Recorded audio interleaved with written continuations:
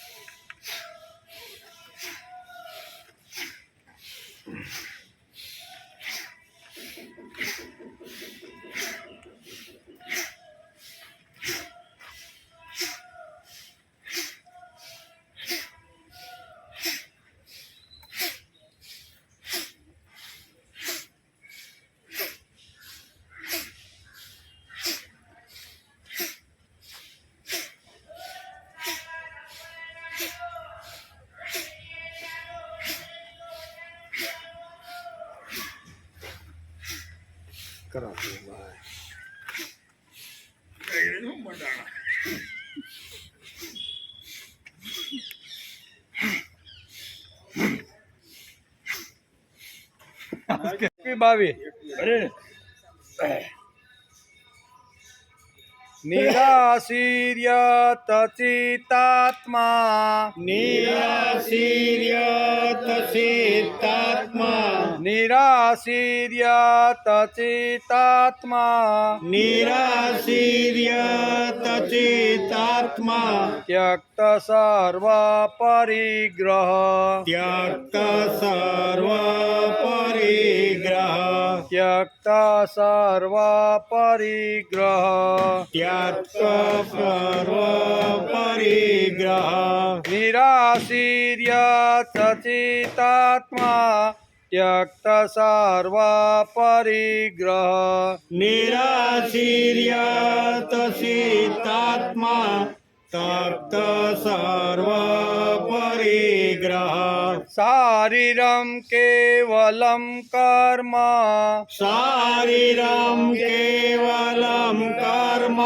શારીરમ કેવલમ કર્મ શારીરમ કેવલમ કર્મ પૂર્વજ્ઞાપ્નોતિ કિલ્બિષમ પૂર્વંચાપ્નોતિ કિલ્બિષમ પૂર્વન્નાપ્નોતિ કિલ્બિષમ પૂર્વન્નાપ્નોતિ કિલ્બિષમ શારીરમ કેવલમ કર્મ कुर्वन्नाप्नोति किल्बिषम् શરીરમ કેવલમ કર્મ કુર્વન્તિ પ્રોતિ કિલ્બિષમ निराशीर्यत चित्तात्मा त्यक्त सर्व परिग्रह शारीरम केवलम कर्म कुर्वन्नाप्नो प्रीति किल्बिष નિરાશીર્યત ચિત્તાત્મા ત્યક્ત સર્વ પરિગ્રહ શારીરમ કેવલમ કર્મ કુર્વન્નાપ્નોતિ કિલ્બિષમ यदच्छालाभसन्तुष्टो યદશાલાભસંતુષ્ટો यदच्छालाभसन्तुष्टो યથાશાલાભસંતુષ્ટો द्वन्द्वातीतो विमत्सर દ્વંદાતીતો વિમત્સર द्वन्द्वातीतो विमत्सर દ્વંદાત્રિતો વિમત્સર यदच्छालाभसन्तुष्ट द्वन्द्वातीतो विमत्सर યદશાલાભસંતુષ્ટો તદાતીતો વિમત્સર समसिद्धावसिद्धो च સમસિદ્ધાવસિદ્ધો समसिद्धावसिद्धो च સમસિદ્ધાવસિદ્ધો ચ सकुर्वापि न निभ्यते સકુર્વાપી ન નિબધ્યતે स्वकृत्वापि न निभ्यते સકૃત્વાપી ન નિબધ્યતે समसिद्धावसिद्धो च कृत्वापि न निबध्यते સમસિદ્ધાવસિદ્ધો ચ કૃત્વાપી ન નિબધ્યતે यदच्छालाभसन्तुष्टो द्वन्द्वातीतो विमत्सर समसिद्धावसिद्धो च कृत्वापि न निबध्यते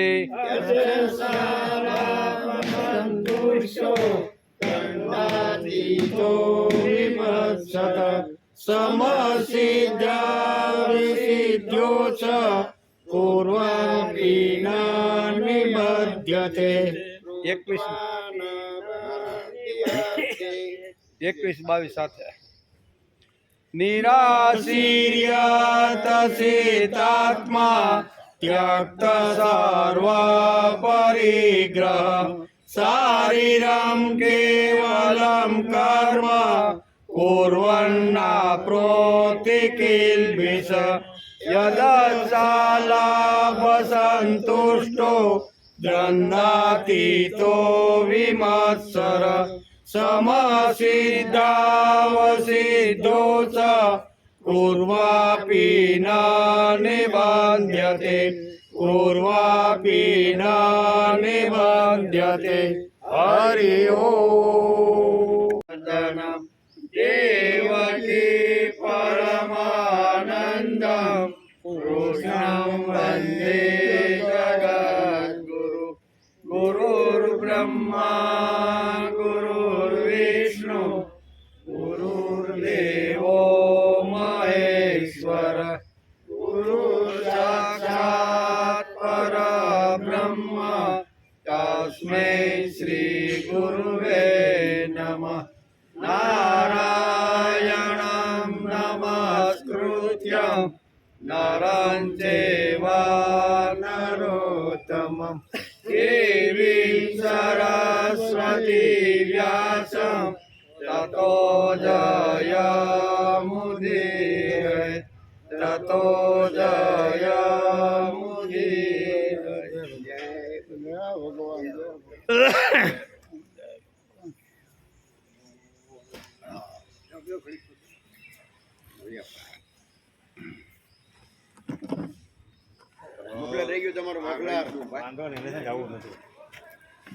निराशीर्यतचितात्मा त्यक्त सर्व परिग्रह शारीरं केवलं कर्म कुर्वन्नाप्नोति किल्बिषम्।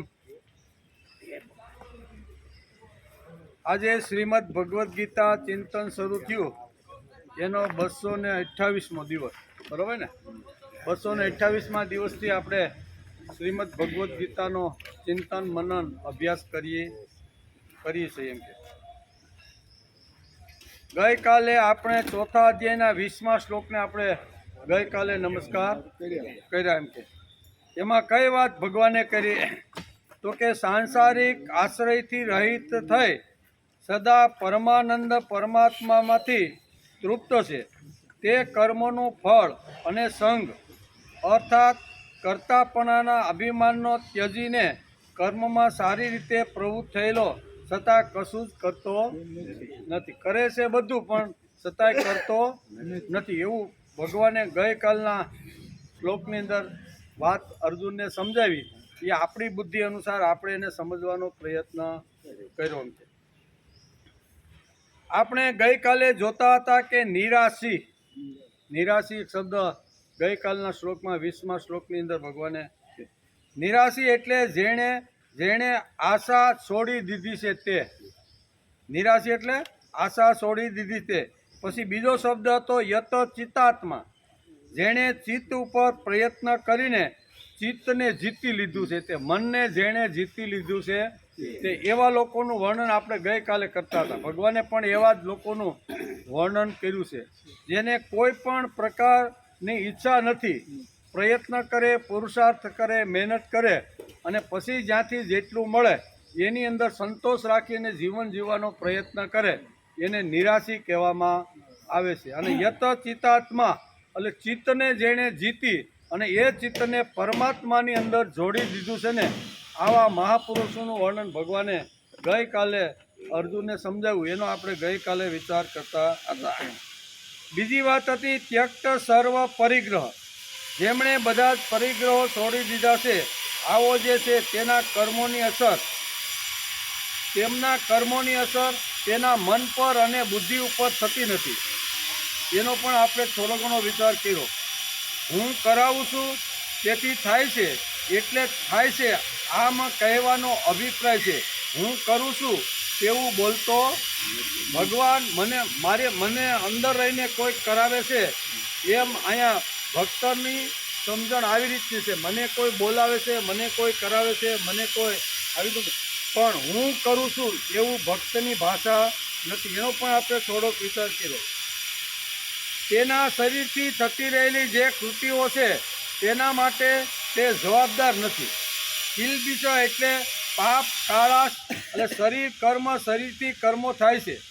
હકીકતમાં તેના પર અને બુદ્ધિ ઉપર પરિણામ થતું નથી, તેથી તેમને પાપરૂપી કાળાશ લાગતી નથી. કોઈ પણ કર્મ કરે તો એ કર્મનું પરિણામ એના ઉપર થતું નથી, એટલે એને કાળાશ કે કિલ્બિષ એને અસર કરી શકતું નથી. એમ આપણે ગઈકાલે વિચાર કરતા હતા.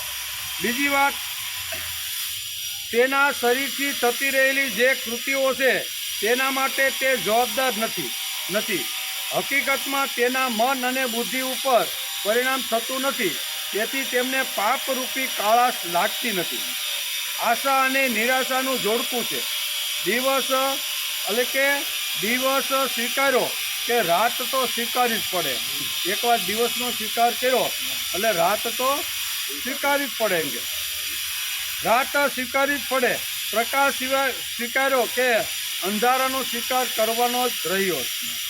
આશા જરૂર રાખો એમ ગીતા કહે છે. હવે આપણે જે 21મા શ્લોકમાં આશા ઉપર ભગવાને બહુ જોર આપ્યું છે. આશા બે પ્રકારની હોય છે, એનું પણ વર્ણન શ્રીમદ ભગવદ્ ગીતાના અહીંયા 4થા અધ્યાયના 21મા શ્લોકમાં ભગવાને કર્યું છે.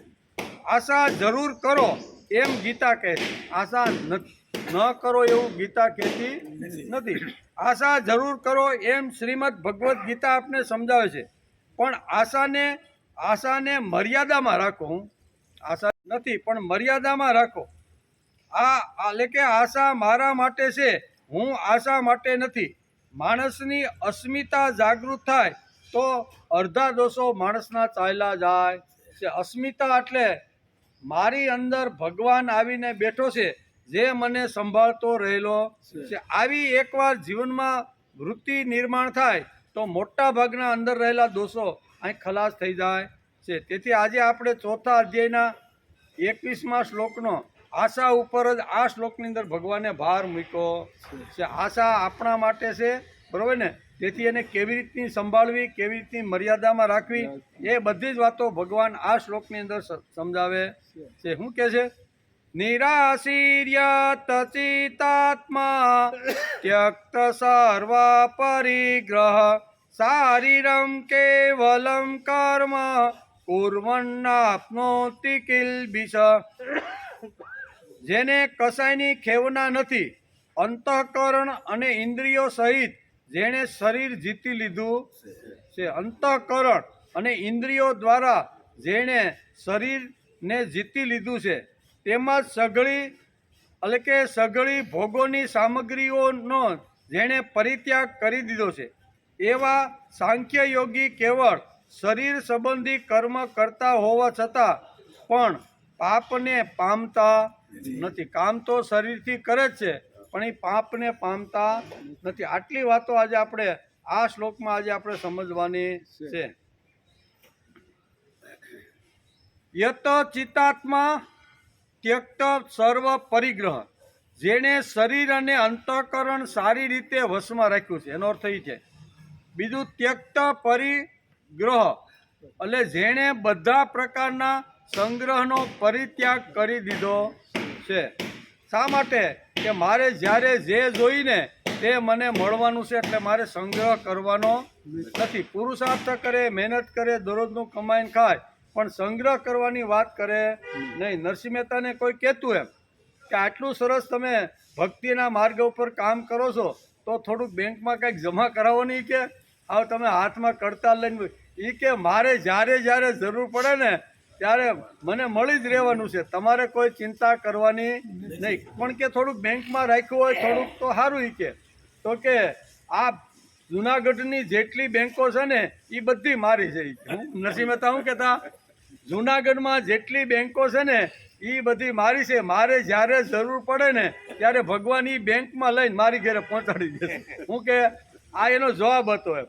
એટલે અહીં કીધું પરિત્યક્ત તત્વ, એટલે સંગ્રહ કરવાની જરૂર નથી.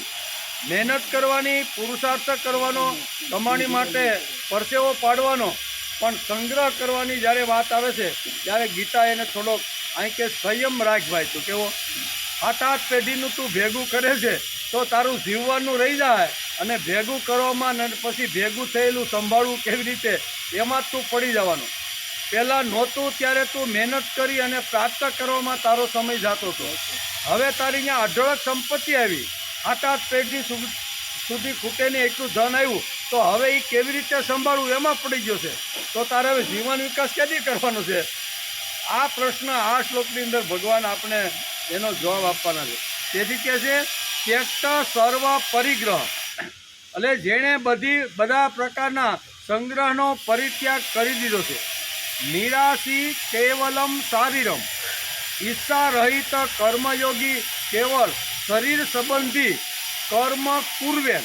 બીજો શબ્દ શું હતો? કર્મ કુર્વેન કિલ્બિષ, એટલે કે કર્મ કરતો હોવા છતાં, કિલ્બિષ એટલે પાપ. કેવો? કિલ્બિષી સંતુષ્ટ, એનો અર્થ થાય પાપ. ન અપ્રાપ્તેતિ, એ પાપને પામતો નથી. કર્મ કરે છે પણ છતાં એને પાપને એ પામતો નથી, એમ ભગવાન આ શ્લોકની અંદર કહે છે. તેથી પહેલો શબ્દ વાપર્યો યત ચિત્તાત્મા યક્ત પરિવિગ્રહ. આશા એશા દાસી તેષામ દાસયતે લોક. આશા નામની જે શક્તિ ભગવાને માણસને આપી છે તે દાસી તરીકે આપી છે. હું દાસી પાસે જેમ કામ કરાવીને એની પાસે ઘર ચોખ્ખું ને સ્વચ્છ રાખવાનો પ્રયત્ન કરવો જોઈએ, એમ ભગવાને જે કાંઈ આ મને આશા નામની જે દાસી આપી છે ને એનાથી મારે એનો ઉપયોગ કરવાનો છે. માલકણ તરીકે નહીં, માલકણ તરીકે નહીં. તે જ્યાં સુધી માણસની દાસી છે ત્યાં સુધી તેને માર્ગદર્શન કરે, પણ જ્યારે માલકણ થઈને બેસે ત્યારે માણસને પાંગળો કરી નાખે. કર્તૃત્વ હોવા છતાં માણસ અનેક પ્રકારના મનોરથો કરતો બેસે. જે કર્તૃત્વ છે, શક્તિ છે, બુદ્ધિ છે, અક્કલ છે, હોશિયારી છે, પણ મનોરથ કરીને બેઠો છે. આપણે કાંઈ કરવાની જરૂર નથી, ભગવાન બધું અમારું સંભાળે લેશે. આમ અનેક પ્રકારના જેમ સેક્સ્યુઅલી વિચાર કરે ને એવી રીતે મનોરથો કરતો બેઠો છે. તેથી ગીતાકાર કહે છે કે માલકણ થઈને બેસે ત્યારે માણસને તે પાંગળો કરી નાખે છે.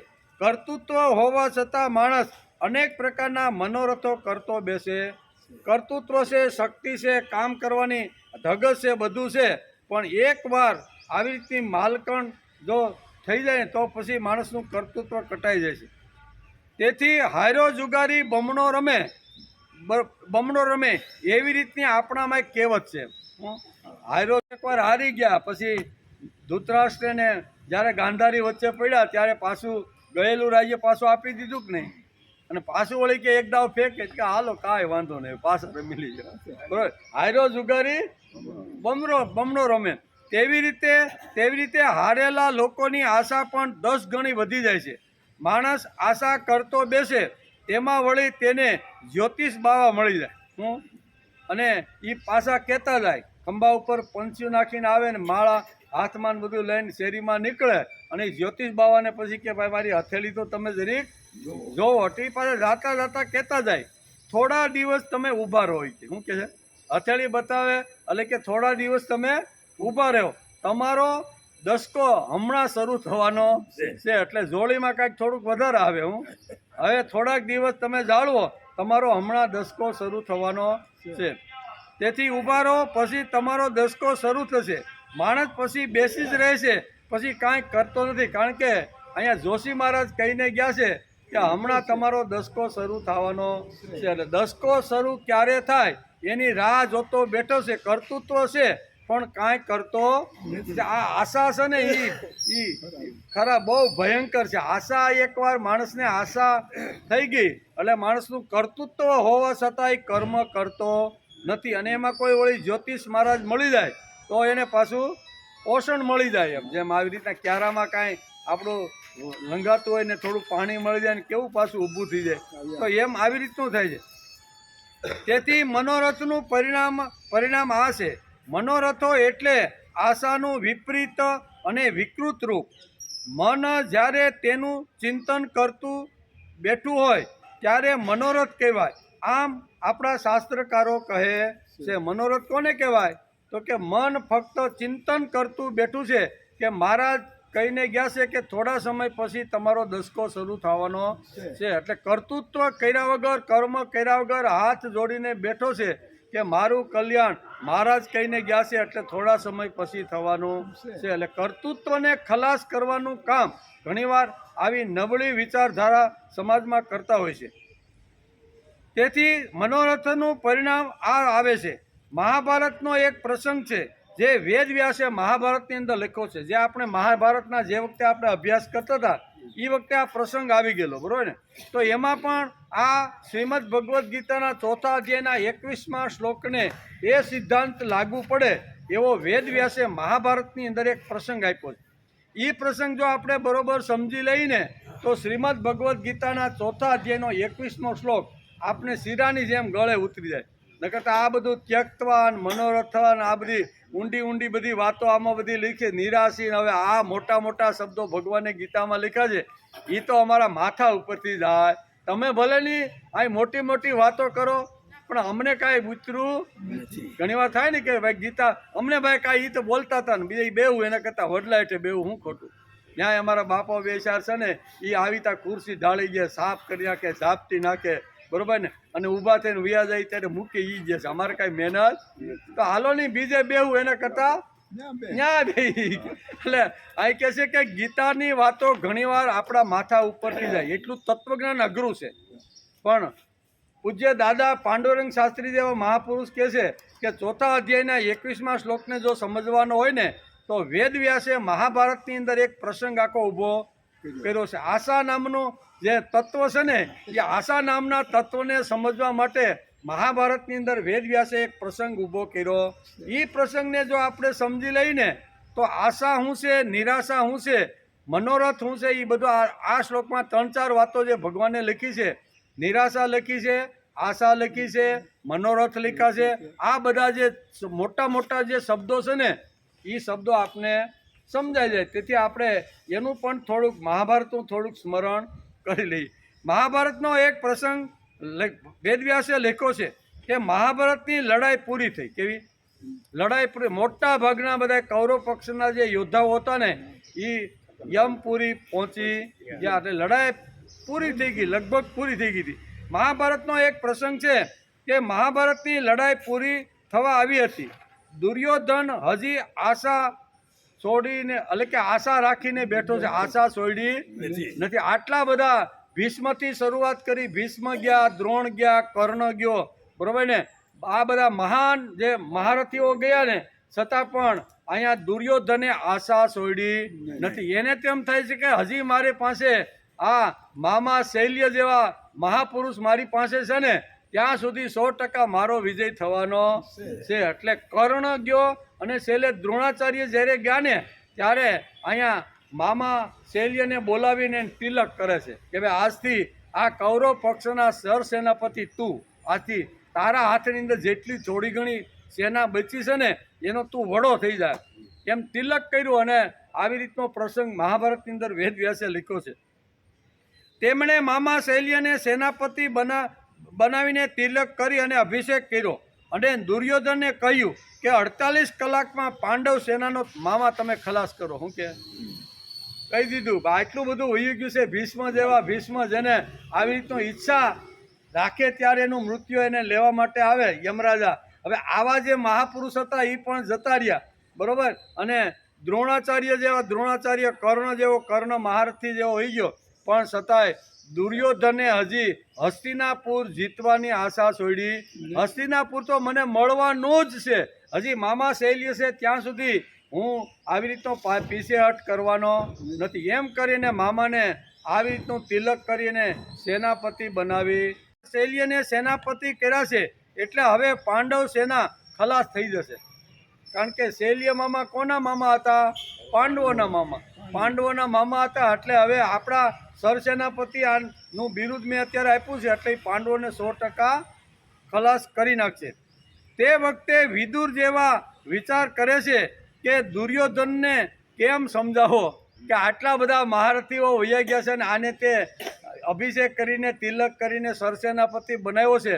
હવે તો બધું પૂરું થવા આવ્યું છે, પણ અહીંયા વિદુરજી વિચાર કરે છે કે આટલા મહારથીઓ ગયા પણ છતાંય દુર્યોધન પોતાની આશા છોડતો નથી. હજી એને આશા છે કે મામા શૈલીએ 48 કલાકની અંદર પાંડવોને ખલાસ કરી અને મને હસ્તિનાપુરની ગાદી મળે. આવી આશા લઈને દુર્યોધન બેઠો છે. તેથી વિદુર કહે છે, વિદુર મનમાં બોલે, શું કરું? હતમ ભીષ્મો હતે દ્રોણ કર્ણ ચ વિનિપાતિતે આશા બલવતી રાજન સભ્યો વેશ્યંતિ પાંડયોન. એમ પણ જેના એટલે કે યમ પણ જેનાથી ડરે છે તે ભીષ્મ જેવા ભીષ્મ ચાલ્યા ગયા. અહીંયા વિદુર બહુ વિચાર કરતા કહે છે કે આ ગાંડો હજી હસ્તિનાપુર હસ્તગત કરવા માટે મામા શૈલ્યને સેનાપતિ બનાવી અને હજી લડવાની તૈયારી કરે છે. ત્યારે અહીંયા વિદુર વિચાર કરે છે. એણે આખો શ્લોકમાં લખ્યું છે કે યમ પણ જેનાથી ડરે તે ભીષ્મ જેવા ભીષ્મ ચાલ્યા ગયા. ક્યાં યમ પણ એને લેવા માટે આવે ને તો યમને પણ કહીએ ભાઈ વાર છે, હો ભાઈ, હજી ઉત્તરાયણ પછી હું જવાનો. આટલી જેની તાકાત હતી ને એ તાકાત શક્તિ આ જગતમાંથી જતી રહી છે. યમ જેવા જેનાથી ડરે છે તે પિતામાં ભીષ્મ ચાલ્યા ગયા. દ્રોણ જેવા દ્રોણ પણ ચાલ્યા ગયા.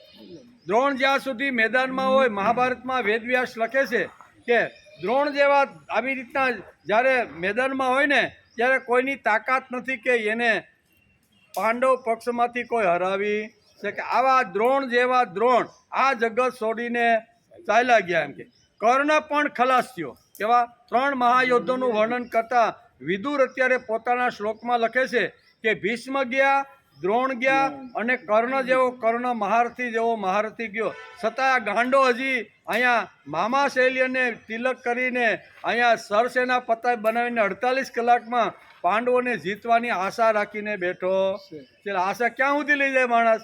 ખબર હશે કે હવે અમારું પતન થવાનું છે, પણ છતાંય પતનના આરે ઊભેલો માણસ પણ આશાને છોડી શકતો નથી. એટલે અહીંયા બહુ સરસ રીતે અહીંયા આશાનું મહત્વ ગીતાકારે પણ સમજાવવાનો પ્રયત્ન કર્યો છે.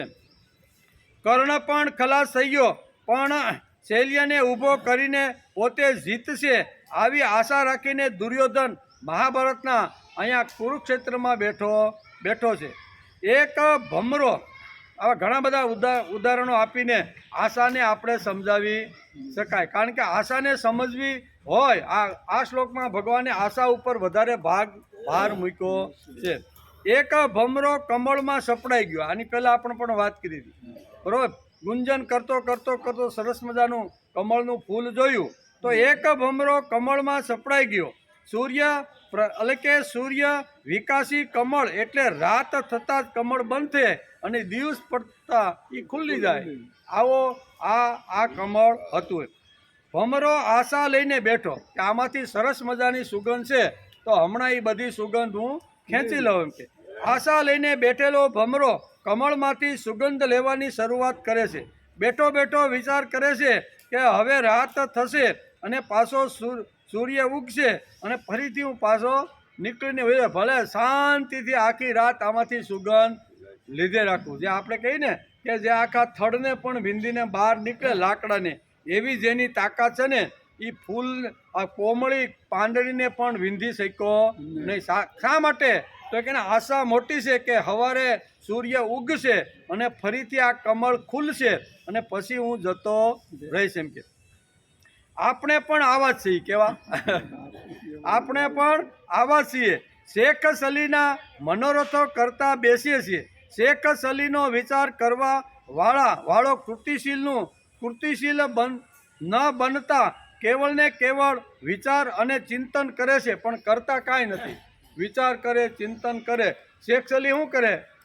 શેખ સલી એમ કરે, એની વાર્તા બહુ સારી છે. પાંડુરંગ શાસ્ત્રી ઘણી વાર આ શેખ સલીની વાર્તા કરે છે. આશા કેવી છે ને એની એક વાર્તાના રૂપમાં પણ સમજાવવાનો પ્રયત્ન કરે છે. એક આવી રીતનો નોકર હતો ને, એ એક મોટી આવી જે દુકાન હતી ને કરિયાણાની, મોટી હેવી સ્ટોર, એમાં એ ભાઈ નોકરી કરે એટલે એણે વિચાર કર્યો કે આપણે પગાર સારો મળે છે એટલે આ શેઠ બહુ સારા છે એમ કરતાં કરતાં ઘણા વર્ષો સુધી નોકરી કરી. શેઠને એમ થયું કે નોકર સારો છે, વાણોતર સારો છે, પ્રામાણિક છે, નીતિમાન છે, ખૂબ પરસેવો પાડે છે, એટલે દિવાળીના બોનસમાં મારે એને કાંઈક વિશેષ વધારે કાંઈક આપવું જોઈએ. એટલે જૂના કાળની વાત છે. અત્યારે હોય તો ડબ્બો આવે, ઘીનો ડબ્બો આવે. જૂના કાળમાં શું હતું, ડેગડા હતા મોટા માટીના ઘડા, અને એમની અંદર ઘી ભરતા, ને એ પછી કોઈ આવે તો એને આપતા. તો કે એક ઘડો મારે આને આપવો છે એ કે, બરાબર ને, દિવાળી વધારાના બોનસમાં. એટલે એ તો ઘડો શેઠે આપ્યો એટલે એ તો ખુશ થઈ ગયો કે આટલો મોટો ઘડો, આટલું મોટું મોંઘું ઘી મને મળ્યું છે મારા પરિવારને. એમ કરતો કરતો વિચાર કરતો માથે ઘડો છે, ઘડો લઈને ઘેરે જાય. અંદર શેખ સલીના વિચારો શરૂ થયા, બરાબર ને. એ કે શેઠે તો મને ઘડો આપ્યો છે, આ ઘડાની અંદર ઘણું બધું ઘી પડ્યું છે અને ઘી બહુ કિંમતી છે, હાલી થોડું ઘણું ખાવું અને થોડું ઘણું વેચી અને મેળવશું. એમ વધારે પૈસા મેળવીશ ને એટલે મારી પાસે ઘણા બધા પૈસા આવશે, અને ઘણા બધા પૈસા આવશે ને એટલે 2-5 ગાયો, 2-5 ભેંસો હું રાખીશ, અને 2-5 ભેંસો રાખીને અને એમાંથી સરસ મજાની આવક શરૂ થાય. એટલે 2-5 વીઘા જમીન પણ રાખીશ, અને એમાંથી ઘાસચારો ઉગાડી અને આટલો ધીમે ધીમે ધીમે ગાયો ભેંસોનો તબેલો ને ગૌશાળા ખૂબ મોટી કરતો જાય. મારી ત્યાં એટલા નોકરો કામ કરતા છે, એટલા વાયદા કરતા છે, સાંજની વ્યવસ્થા કરતા છે. એટલું મારું શું કે આશા હજી તો હાલ રસ્તામાં છે ક્યાં, પણ મનની અંદર આવા વિચારો એને શરૂ કે આટલી મોટી ખેતી, આટલા મોટા ઢોર, એમાં આટલું મોટું, પછી તો રવાય સાર સવારમાં 4 વાગે ફરતી હોય, માખણના પીંડા ઉતરતા હોય, અને માખણના પીંડા ઉતરતા અને એમ કરીને પછી એમાંથી ઘી બનાવીશ, અને ફરીથી જેમ શેઠ માર્કેટમાં વેચે છે ને એમ હું મારો સ્વતંત્ર ધંધો શરૂ. આમ વિચાર કરતો કરતો કરતો ઘેરે પૂગે છે, અને ઘેરે પૂગે છે, અને પછી આ જ્યારે હું વેચીશ ને ત્યારે મને આટલા બધા પૈસા મળશે. કેટલા? હવે આટલા બધા પૈસા મળશે એમ કહેવા ગયો તો ઘડો પડ્યો તૂટી ગયો. આશા કેવી કરી હતી? એટલે આશા જરૂર વગરની ખોટી. આશા કાંઈ ખરાબ, આગળ આપણે જોયું કે આશા ખરાબ નથી એમ, પણ જરૂર વગરની જે આશા જે આપણે કરવા નથી, તો એવી ખોટી શેખ સલીના વિચાર જેવી આશા કોઈ કરાય નહીં. તેથી અહીં કહે છે કે આપણે પણ આવા છીએ, શેખ સલીના મનોરથો કરતા બેસીએ છીએ, અને ભગવાન આવશે અને અમારું કલ્યાણ કરશે. અમારે કાંઈ કરવાની જરૂર નથી. ઘણા લોકો આમ કરીને શાંતિથી બેસી જાય. ભગવાન કેવા છે?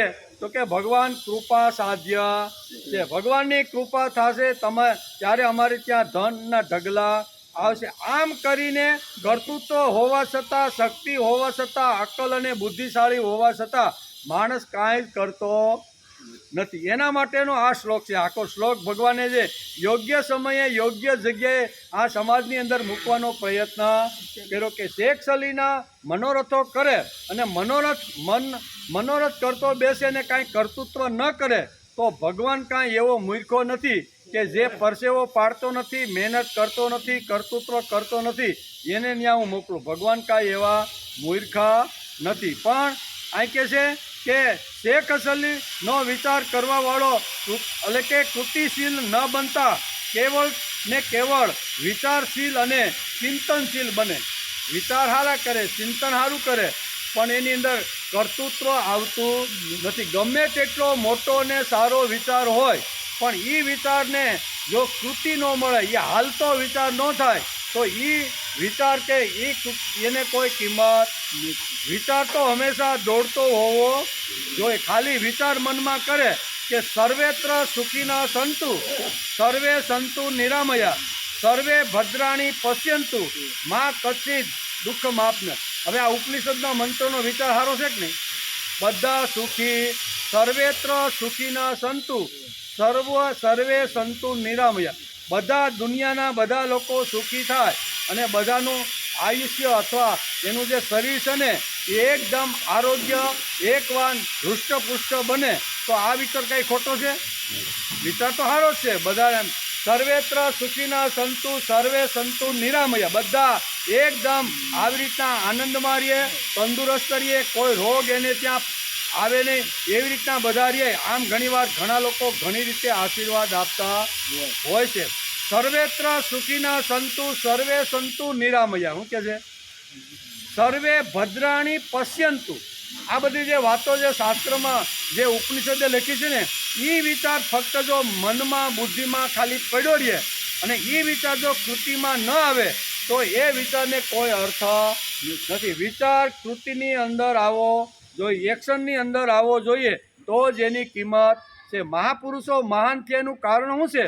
એમણે સારો વિચાર આવ્યો અને સારો વિચાર આવ્યો તો એની સાંકડી ખટખટ એક જગ્યાએથી બીજી જગ્યાએ ચાલતી થઈ કે નહીં? એ કૃતિમાં આવ્યું તો આજે હજારો વર્ષો પછી આપણા મહાપુરુષને આપણે યાદ કરી છીએ. વલ્ભાચાર્યને યાદ કરી શા માટે? આપણે ગાય પણ છે ને, અધરમ મધુરમ વદનમ મધુરમ નયનમ મધુરમ અસિતમ મધુરમ હૃદયમ મધુરમ ભ્રમિતમ મધુરમ મધુરાધિપતેરખિલમ મધુર. ભ્રમિતમ મધુર. ભ્રમ એટલે ભ્રમ કરો, બેહવાનું નહીં. એ સાંકડી ક્યાં જે સારો વિચાર મને લાગ્યો, જે સારો વિચાર કર્યા પછી મને જીવન જીવવાનો જે આનંદ આવ્યો છે ને, એ જ વિચાર જો બીજાને મળે તો એને પણ આનંદ આવે. મને જે વિચાર સાંભળ્યા પછી ભોગો મળ્યા, સંપત્તિ મળી, એ વિચારથી મારી બધી રીતે વિકાસ થયો છે, તો એ વિચાર જો બીજાને મળે તો એનો પણ જીવન વિકાસ થાય. આમ સમજી અને એના જીવનમાં જે આવ્યું છે ને એ બીજાના જીવનમાં ઊભું થાય ને, એટલા માટે મહાપુરુષો જગતની અંદર ભ્રમણ કરતા. ભ્રમણ શા માટે કરે? ઘણા લોકો કહે ને કે ફલાણા આવી રીતના જે સંત થઈ ગયા, આચાર્ય થઈ ગયા ને, એને તૃષ્ણા હતી એટલે ફેર્યા. ભાઈ, તૃષ્ણા હતી નહીં. તૃષ્ણા માટે ફેર્યા નથી, કામના માટે ફેર્યા નથી, વાસના માટે ફેર્યા નથી. કોઈના ખિસ્સાનું ધન મારા ખિસ્સામાં આવે એટલા માટે મહાપુરુષો જગતમાં ફરતા જ નથી. પણ મને જે સારું લાગ્યું, જેનાથી મારો વિકાસ થયો, જેનાથી મારા જીવનમાં સમૃદ્ધિ આવી, એ સમૃદ્ધિ સમાજના અંતિમ માણસ સુધી જવી જોઈએ. બધા સમૃદ્ધ થવા જોઈએ તો એના માટે શું કરવું પડે? તો મારે ઉઠીને બીજા પાસે જઈ અને મારા જીવનમાં જે આવ્યું છે ને એ મારે એને કહેવું પડે. એટલે એની કિંમત છે. ખાલી મનોરથો, શેખ અલીની જેમ મનોરથો કરી રાખે તો ખાલી મનોરથ કરવાથી કોઈ જીવનની અંદર કોઈ વસ્તુ આવી રીતની આવતી નથી. તેથી અહીં કહે છે મનોરથ કરતો બેઠો છે તેનું ચિંતન પણ ખોટું છે, કેવળ વિચારો કરતા બેઠો રહે તે પણ ખોટું. હાલવું તો જોઈશ ભાઈ. વિચાર જે સારો લાગ્યો તો કેની ભાઈ એક જગ્યાએ બે ઘરમાં જઈને કેની? તને જે કાંઈ સારી વાત લાગી હોય એ તારે કહેવાની કે નહીં? કે આપણે પછી શરૂઆત કરી, શું કહેવાય, સવારમાં આપણે ભગવાનના દર્શન કરવા માટે જઈએ ને, ત્યાંથી શરૂઆત કરીને રાતના શયન કરે ત્યાં સુધી, મંગળાથી શરૂઆત કરી અને શયન સુધી આપણે જો દોડધામ કરી અને ભગવાને જે કીધેલું છે, ભગવાને જે ગાયેલું છે, ભગવાને જે સિદ્ધાંતો સમાજમાં મૂકેલા છે એ સિદ્ધાંતને કોઈને કહે જ નહીં અને મંગળાથી શયન સુધી આટા ફેરા મારી તો પગને કસરત મળે, ભેજાને મળતી. ભેજાને જો કસરત મેળવવાની હોય ને તો ભગવાને જે ગાયેલું છે, મહાપુરુષોએ જે ગાયેલું છે ને, એ અંતિમ માણસ એકાદ માણસના ભેજામાં ઉતારવાનો પ્રયત્ન કરવો તો એનો અર્થ છે. નહીંતર ગમે તેવી સારી વાતો ન આવે જીવનમાં અને ખાલી કસરત થાય, આપણે હાલવા જવું પડતું નથી. કારણ કે 8 વાર હું દર્શન કરવા જાઉં છું. કેટલી વાર? મંગળાથી શરૂઆત કરીને ભગવાન પહોંચી જાય ને ત્યાં સુધી મારી દોડધામ ચાલુ છે. પણ એ કેની જેમ આપણે બોલાય તો નહીં આવડા મોટા માણસોને, પણ એ દોડધામ ચાલુ છે. પણ જો વિચાર કૃતિમાં ન આવે, જીવનમાં ન આવે અને બીજાના જીવનમાં ન લઈ જઈએ તો આનો કોઈ અર્થ નથી. ખાલી મનોરથ કરે, કેવો મનની અંદર મોટા શેખ અલીની જેમ વિચારો કરે પણ કૃતિમાં લાવવાનો પ્રયત્ન કરે નહીં. તેથી શ્રીમદ ભગવદ્ ગીતા આપણને આ શ્લોકની અંદર અહીંયા મનોરથની પણ વાત કરે છે, નિરાશીની પણ વાત કરે છે અને આપણા શરીરને કેવી રીતનું ઘસી, કેવી રીતનું આમ ઘૂંટીને ઉત્કૃષ્ટ બનાવવાનું એની પણ આ શ્લોકમાં ભગવાન વાત કરે છે. ભગવાન શું કહે છે કે હે અર્જુન, જેણે શરીર અને અંતઃકરણ સારી રીતે વશમાં કરેલું છે. કેવું? હવે આમાં ક્યાં? જેણે શરીર, મન, ઇન્દ્રિયો, બુદ્ધિ જે છે ને, ભગવાને જે આપેલી આ જે સંપત્તિઓ છે ને, ઇન્દ્રિયો, એને બધાને કંટ્રોલ કરી દીધો. 5-15 મિનિટ, અડધો કલાક કંટ્રોલ.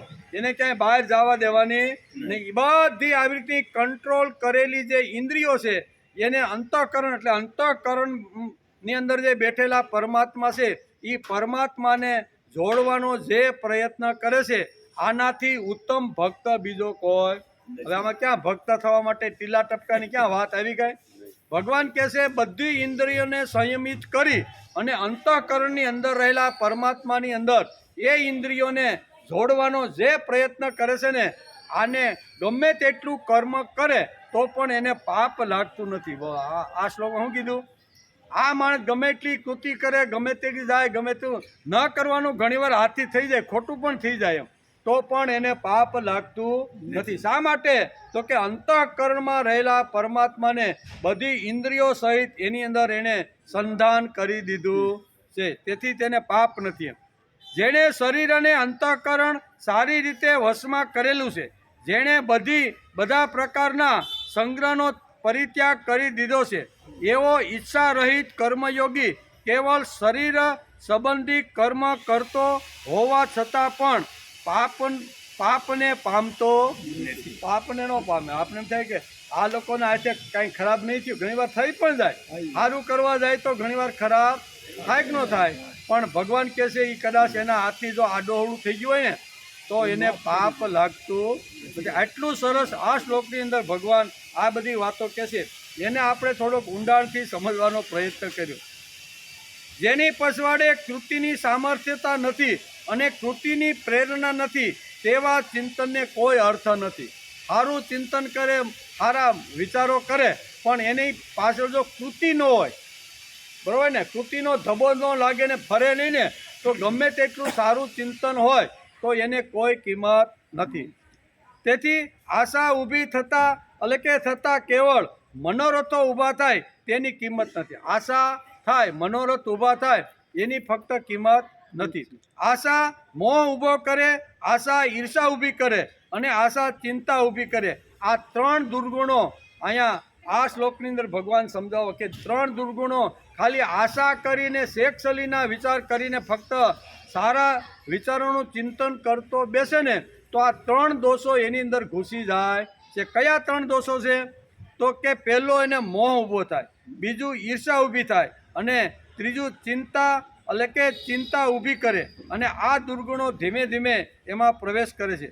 તેથી જ ભગવાન ચોથા અધ્યાયના 21મા શ્લોકમાં નિરાશીર્યત ચિતાત્મા, જેણે શરીર અને અંતઃકરણ સારી રીતે વશમાં કરેલું છે, જેણે બધા જ પ્રકારનો સંગ્રહનો પરિત્યાગ કરી દીધો છે, શરીર સંબંધી કર્મ કરતો હોવા છતાં એ પાપને પામતો નથી. આટલું સ્પષ્ટ ભગવાન આ શ્લોકની અંદર આપણે સમજાવવાનો પ્રયત્ન કરે છે. નહીંતર આપણે એમ થાય કે આ લોકો આવી રીતના ફરે, પાપ તો ઘણીવાર થઈ જતું હોય છે પણ એને પાપ લાગતું નથી. તેથી ભગવાન સ્પષ્ટ રીતે અર્જુનને આ સમજાવવા માગે છે કે એકવાર તારા અંતઃકરણને મારી અંદર જોડી દે અને પછી હાથમાં ગાંડીવ લઈને આ લોકોના ડોકા કાપીશ ને ભાઈ, તો તને પાપ લાગવાનું નથી. કારણ કે આગળના પ્રથમ અધ્યાયની અંદર પાપનું અહીંયા વિસ્તરણ અર્જુને ભગવાનની સામે બહુ વિસ્તારથી વર્ણન કર્યું છે કે આટલા મહાત્માઓને, આટલા સજ્જન લોકોને, આટલા પવિત્ર લોકોને મારવાને ભગવાન એ તો મોટામાં મોટું પાપ છે. કોઈ બીજાને મારો, દુર્યોધનને વાલો મારું, એનો કાંઈ મને વાંધો. આ બે મહાત્માઓ જે પૂજા કરવા જેવા છે, પગે લાગવા જેવા છે, નમસ્કાર કરવા જેવા છે, સવારમાં ઉઠીને જેના દર્શન કરીને માણસ પવિત્ર થાય છે, આવા મહાત્માઓના ડોકા કાપીને ભગવાન મારે પાપ ભેગું કરવું નથી. ત્યારે આ શ્લોકની અંદર ભગવાને યાદ રાખ્યું કેટલું, ભગવાન કેટલા બુદ્ધિશાળી છે વિચાર કરો. આ ઠેઠ પહેલા અધ્યાયની અંદર અર્જુનનો પ્રશ્ન હતો, એ ભગવાને બરોબર ફિટ કરીને રાખ્યો હતો કે એને ક્રમશઃ બધા પ્રશ્ન જે અર્જુનને પૂછ્યા હતા ને એ ભગવાને ક્રમશઃ ભગવાને યાદ રાખી અને એના એક એક પ્રશ્નનો ભગવાન ઉત્તર આપે છે. એમાં પાપનો જે પ્રશ્ન અર્જુનનો જે હતો ને એ ભગવાને બરોબર યાદ રાખ્યો અને અર્જુનના મનમાં હતું કે આવા હું કર્મ કરું તો 100% મને પાપ લાગે. ભગવાન કે મન, બુદ્ધિ અને ઇન્દ્રિયોને સંયમિત કરી અને આત્માની સાથે જોડી અને તારો જે કર્મયોગ કરીશ અને એમાં જો કદાચ આવી રીતના ન કરવાના કર્મો તારા હાથે થશે ને તો તને પાપ લાગવાનું. એટલી સ્પષ્ટ વાત ભગવાનને અહીંયા પહેલા અધ્યાયની અંદર પૂછેલા પ્રશ્નના જવાબમાં અર્જુન આ શ્લોકમાં એને જવાબ આપે. ગીતાકાર કહે છે કે આશા જરૂર કરો, પણ આશાને મર્યાદામાં રાખો. આશા કાંઈ ખોટી, આપણને આશા થઈ તો 8:30 અહીં આવ્યા ને. આશા જ ન થઈ હોય તો કાંઈ વિચાર જ ન આવ્યો હોત અને કાંઈ મન જ ન થયું હોત તો અહીં કોઈ આવે ખરા? આપણે આશા થવાની શરૂઆત 8 વાગ્યા પહેલાં શરૂ થઈ જાય. નાહી ધોઈને તૈયાર થાય અને એપાર્ટમેન્ટ હોય ત્યાં નીચે આવી રીતનો જે હોય ને હોલ અથવા આવી રીતનો જે દરવાજો, ત્યાં આવીને માણસ ખુરશી નાખીને બેસે ત્યાં મારા ભાઈબંધ આવે ને એટલે પછી અમે જાય. એમ કે એ આશા માણસને બંધાય ત્યારે ધીમે ધીમે મનમાં કૃતિની શરૂઆત થાય. કૃતિની ધીમે ધીમે શરૂઆત થાય, ભાઈબંધ આવે એટલે બંને હસતા રમતા કિલોલ કરતાં કરતાં. એ આશા ખોટી છે ભાઈ? આશા તો સાચી જ છે, સારી જ છે. સારી કાંઈક આશા, બધી જ આશા ખોટી છે એટલું નહીં, પણ મર્યાદામાં રહીને જે આશા માણસ જે કરે છે ને એ ભવસાગર તરી જાય છે. પણ જરૂરિયાત કરતાં ન કાંઈ જરૂરિયાત હોય ને એવી આશા ઘણીવાર માણસ પકડીને બેઠો હોય. આપણી એટલી બધી સાંસારિક લોકોની ચિંતાઓ છે, બરાબર, આપણી પોતાની વ્યક્તિગત ચિંતાઓ ઘણી છે, છતાં આપણે દુનિયાની ચિંતા મગજમાં રાખીને ફરતા હોય છે. શું છે હવે આપણી કાંઈ ઓછી છે? તો દુનિયાની ચિંતા ઘણીવાર અડોડી પડોડીની આંતીને બધાને લઈ અને મગજમાં લઈને આપણે ઘણીવાર ફરીએ જ નહીં. તો શું જરૂર છે ભાઈ?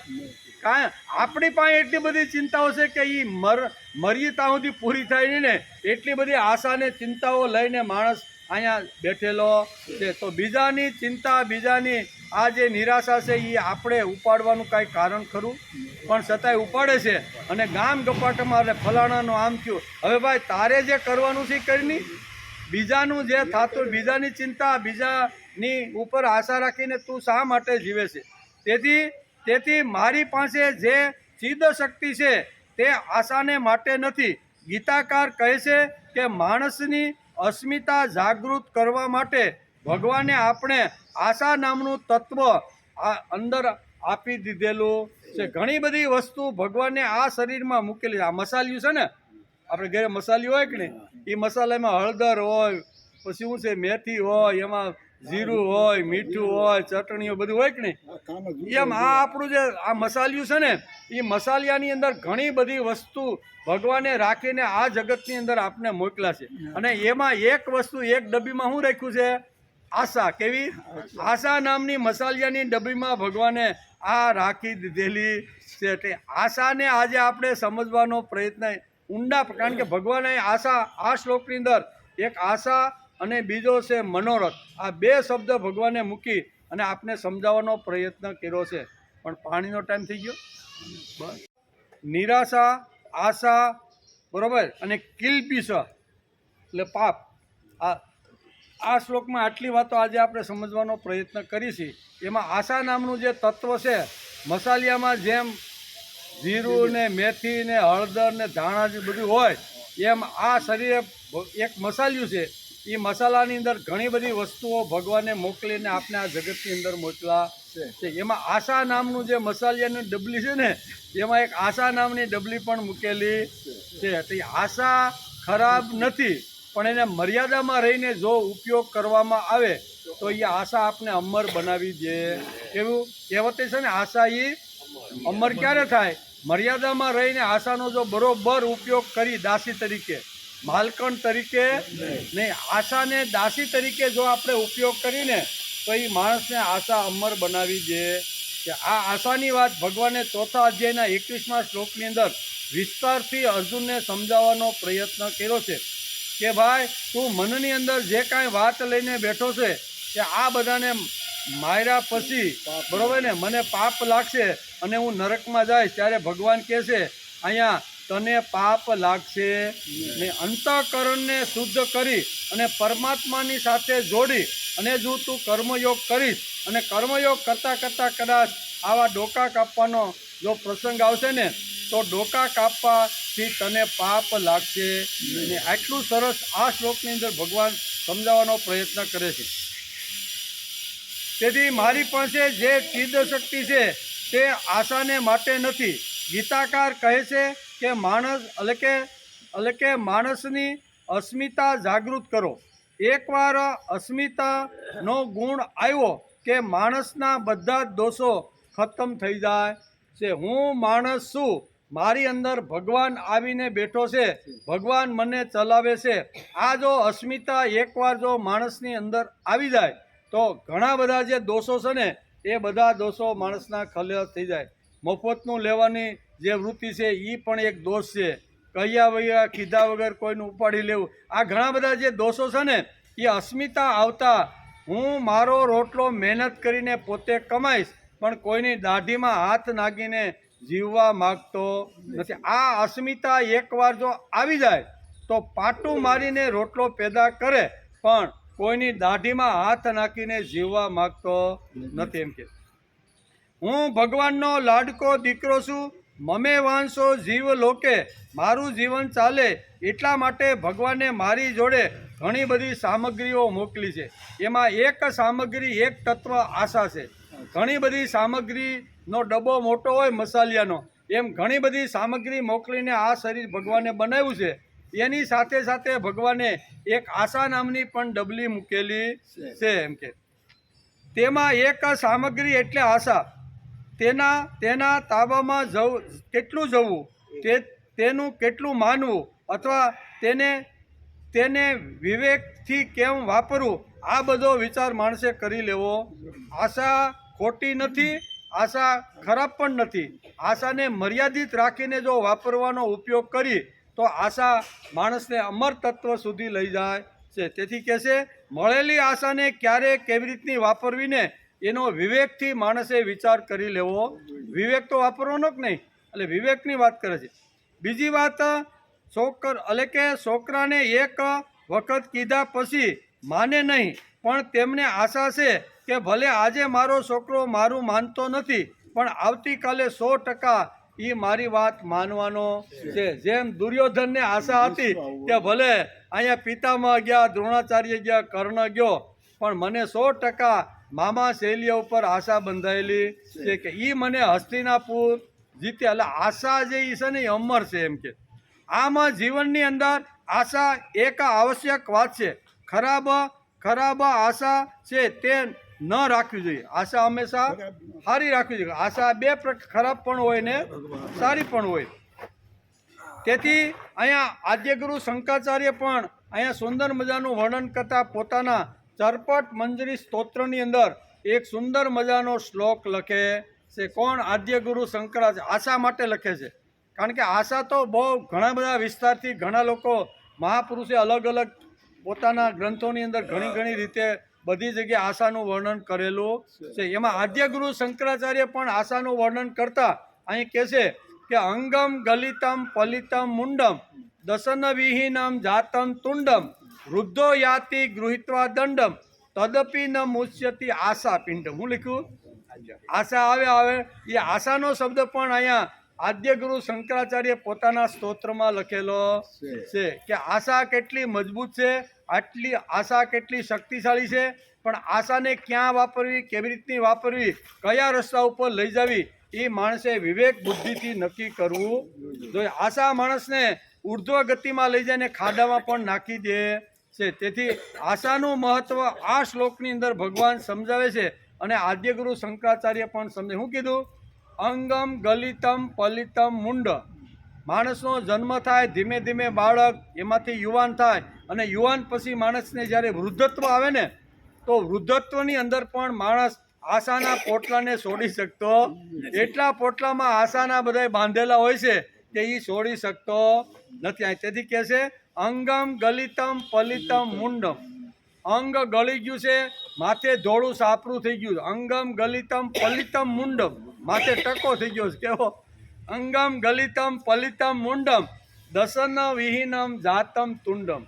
10 જે 5 જ્ઞાનેન્દ્રી 5 કર્મેન્દ્રી છે ને એની ઉપર ધીમે ધીમે અસર થવા લાગી છે. આંખે હુજવાનું ઓછું થઈ ગયું, કાને સાંભળવાનું ઓછું થઈ ગયું, હાથ પગ હાલવાના થોડા ધીમે થઈ ગયા અને ધીમે ધીમે હવે રકેબીએ પકડા. દસનમ વિહીનમ કે 10 જે ઇન્દ્રિયો છે ને એ હળવે ધીમી પડવા લાગી છે. એટલે કે ધીમે એટલે કે દસવિહીનમ જાતમ તુંડમ. પછી વૃદ્ધો યાતિ ગૃહિત્વા દંડમ. છતાંય આ વૃદ્ધ છે ને એ આશાના પોટલાને છોડી શકતો તદપી ન મુચ્યતિ આશા પિંડમ.